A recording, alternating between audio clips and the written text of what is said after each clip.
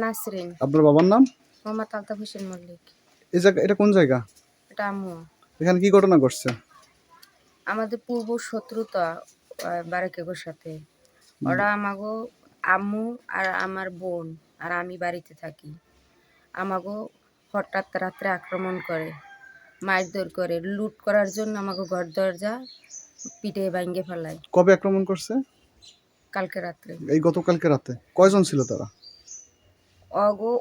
অগত মানুষ চিনি না, কিন্তু অগত চিনি ৩-৪ জন। ৩-৪ জন ছিলেন, তাদের নাম কি?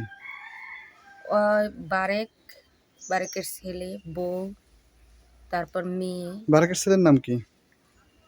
ওর ছেলের নাম জুয়েল। জুয়েল। জুয়েল না, ওর নাম পারভেজ। পারভেজ। এরা কি করছে আইসা? ঘর দরজা পিটিয়ে ভাঙছে, তারপর আম্মুরে ছোরা মারছে। আম্মু ব্যালকনিতে ছিল। আচ্ছা, এ ঘটনায় কি আপনারা কোথাও অভিযোগ করছেন?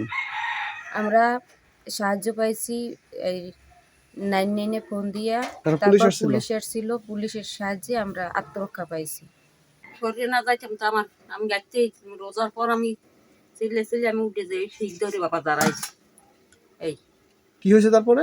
তা ওই ছোড়ার যে ফিক মারছে আমি উপরে উঠে গেছি। কারা মারছে? ছুরি মারছে কারা? মারছে বারেক। সে মারছে? হ্যাঁ কেন মারছে? মারছে কুড়ে কুড়ে আগুন লাগছে।